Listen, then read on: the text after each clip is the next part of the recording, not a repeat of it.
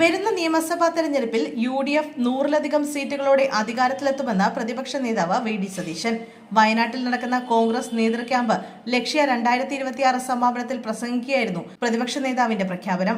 ഇത് വെറും UDF അല്ലെന്നും ടീം UDF ആണെന്നും അദ്ദേഹം പറഞ്ഞു. സംസ്ഥാനം കണ്ടതിൽ വെച്ച് ഏറ്റവും മികച്ച പൊളിറ്റിക്കൽ പ്ലാറ്റ്ഫോം ഉയരുമെന്നും പ്രതിപക്ഷ നേതാവ് വ്യക്തമാക്കി.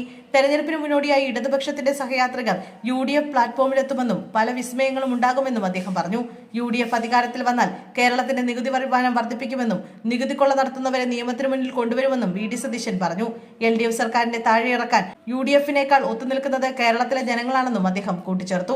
അടിത്തറ ശക്തിപ്പെടുത്താൻ കഴിയുമെന്ന ആത്മവിശ്വാസം ഉള്ളതുകൊണ്ടാണ് UDF-ന് 100 സീറ്റ് എന്ന ലക്ഷ്യം വെച്ചതെന്നും പ്രതിപക്ഷ നേതാവ് പറഞ്ഞു. തങ്ങൾക്കിടയിൽ മുഖ്യമന്ത്രി സ്ഥാനത്തെ ചൊല്ലി തർക്കമുണ്ടെന്ന തരത്തിലുള്ള പ്രചരണം നടത്തുന്നത് CPM തന്ത്രമാണെന്നും ആരാണ് മുഖ്യമന്ത്രിയാവേണ്ടത് എന്ന കാര്യത്തിൽ തീരുമാനമെടുക്കേണ്ടത് കോൺഗ്രസ് ദേശീയ നേതൃത്വമാണെന്നും പ്രതിപക്ഷ നേതാവ് പറഞ്ഞു.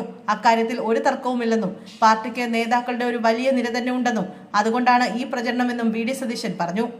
LDF ശിഥിലമായെന്നും KPCC ടീമിന് ചരിത്ര നിയോഗമാണിതെന്നും കേരളത്തിലെ ജനങ്ങളോട് നീതി പുലർത്തുമെന്നും വി.ഡി. സതീശൻ തന്റെ പ്രസംഗത്തിൽ കൂട്ടിച്ചേർത്തു. പ്രവർത്തകരിൽ ആവേശമുണർത്തിയ പ്രസംഗമായിരുന്നു പ്രതിപക്ഷ നേതാവിന്റേത്.